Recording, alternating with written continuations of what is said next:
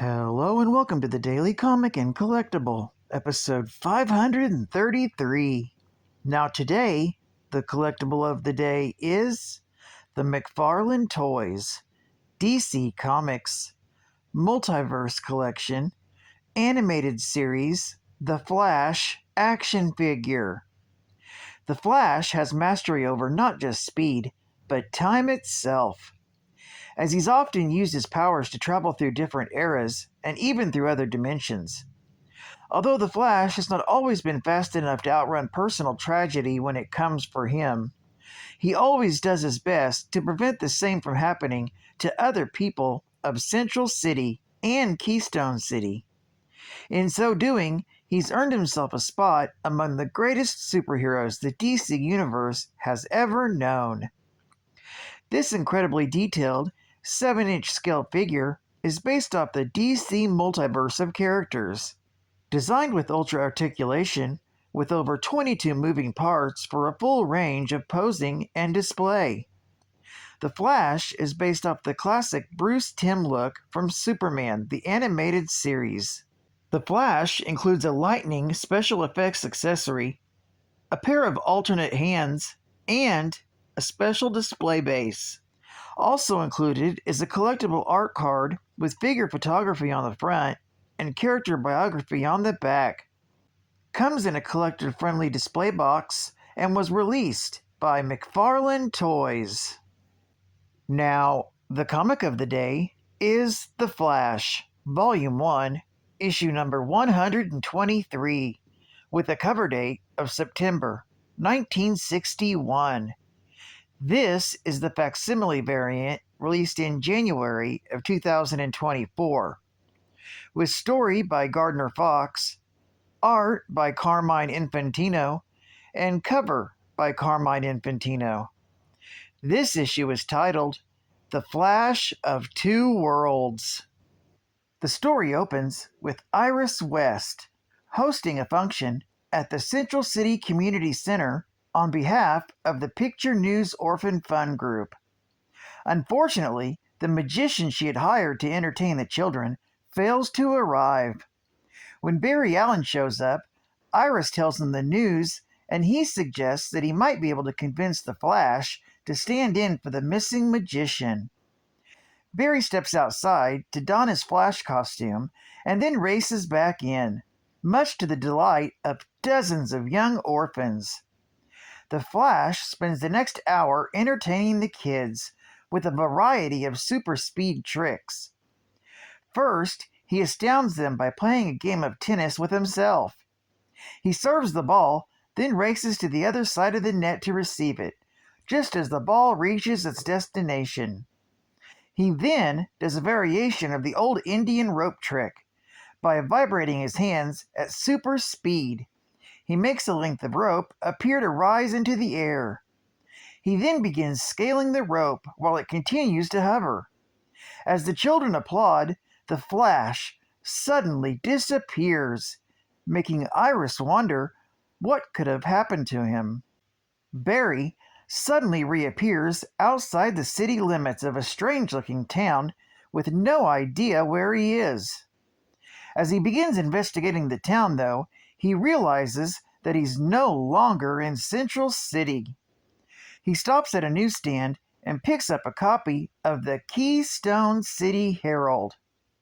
The Flash recognizes the name of Keystone City as the fictional hometown of his childhood comic book hero, Jay Garrick, the original Flash.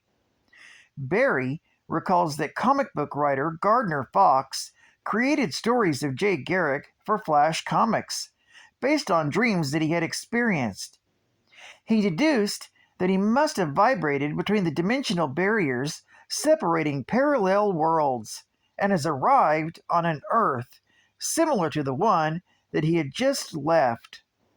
On this Earth, however, the Golden Age Flash was an actual living superhero. Excitedly, Barry looks up Garrick's home address in a phone book, and then races off to meet him. It's not long before the Flash arrives at the Garrick residence and meets an older Jay Garrick, with his wife, Joan. He tells them of how he knows Jay's secret identity, explaining that he's the Flash of an alternate universe. Jay confides in Barry that he was thinking of coming out of retirement due to a series of strange crimes that have been plaguing Keystone City as of late. At the Keystone City Bank, for example, a teller was shocked when money suddenly began floating out of the drawer. He further described a robbery at Camity's jewelry salon where the crime was obscured by a thick cloud of pure darkness.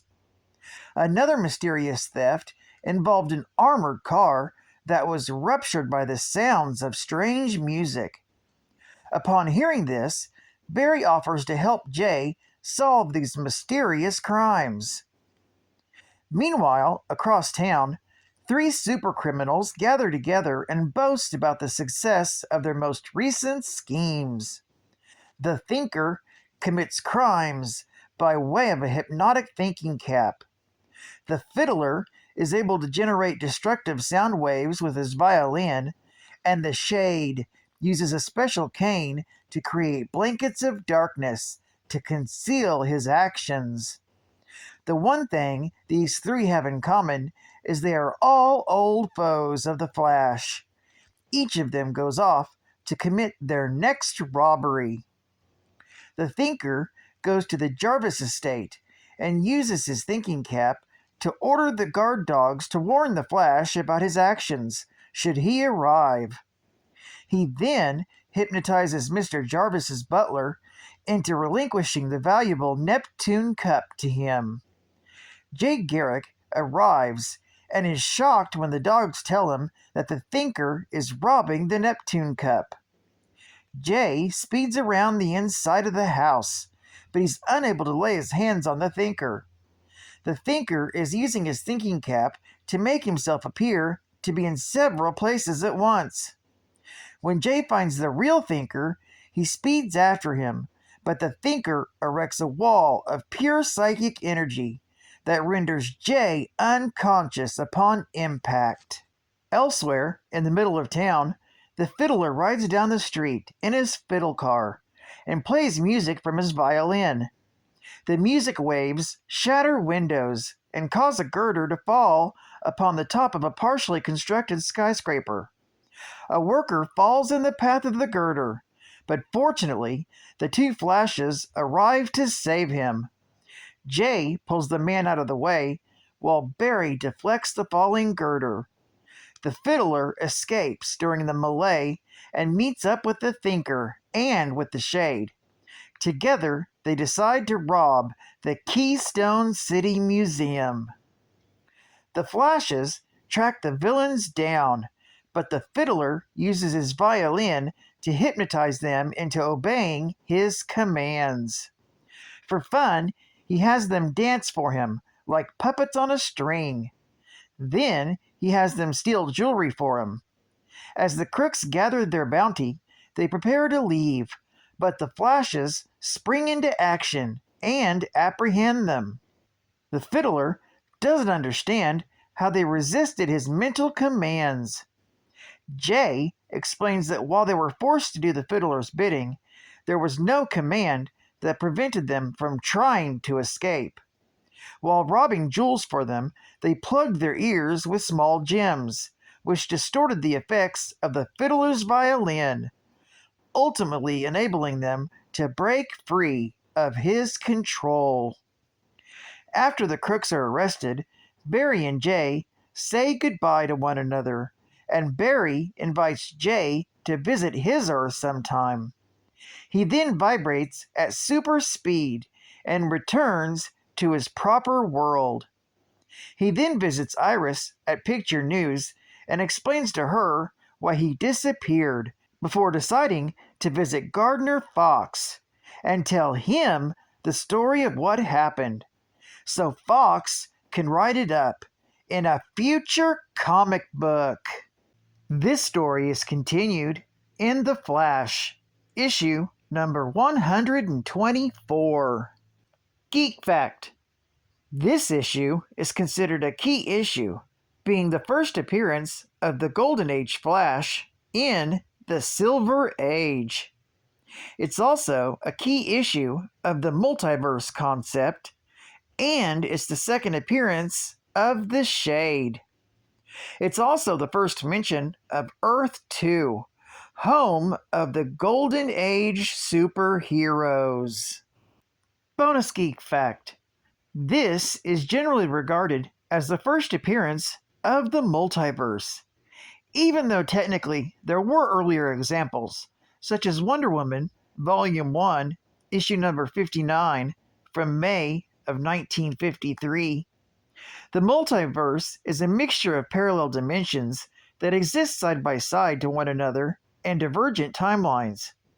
These parallel dimensions could be accessed via vibrational attunement, time-space warps, and hypertime. Advertising ad facts. Tootsie Roll makes history. The general, who posed with one hand in his vest, was Napoleon Bonaparte. He really was holding a Tootsie Roll, which he always kept close to his heart.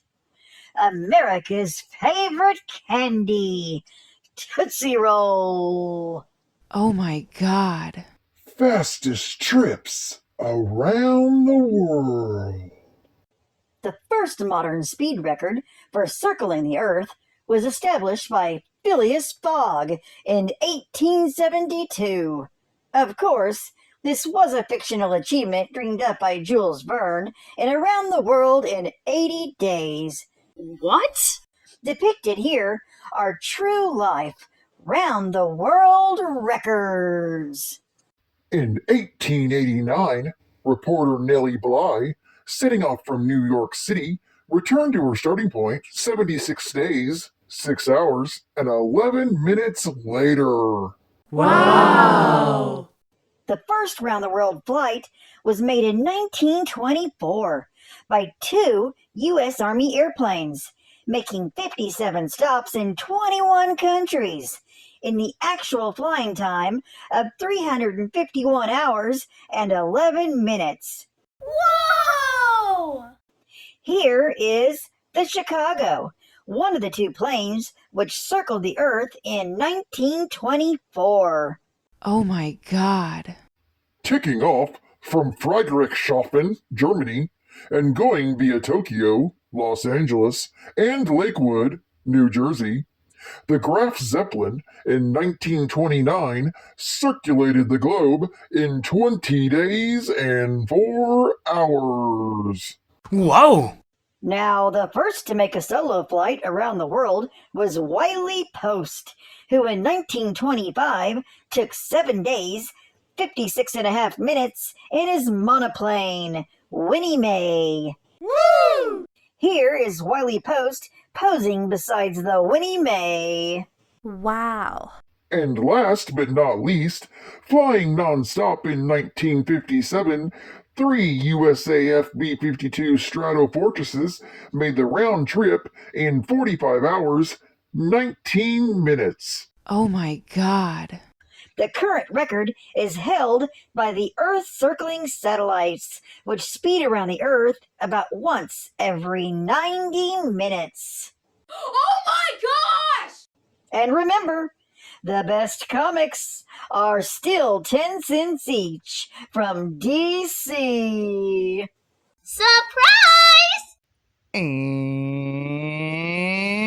final geek fact: this issue establishes that writer Gardner Fox exists in Earth 1 continuity, as well as that of Earth Prime. It is uncertain if National DC Comics publications also existed, but it is certain that it didn't have Superman, Batman, or Wonder Woman comics. Also, the cover of this issue features both Flashes racing to rescue an injured man. Jay Garrick is the one who saves the man, while Barry Allen is the one who deflects the falling girder. Some sources say that the cover is based upon the cover of Our Fighting Forces, issue number 48 from August of 1959. That cover does have a very uncanny resemblance. Well, I'd like to thank you for joining me for another Daily Comic and Collectible, and I hope to see you again Tuesday. This is Cat Fan Comics Man, and I'll catch you on the flip. Over and out.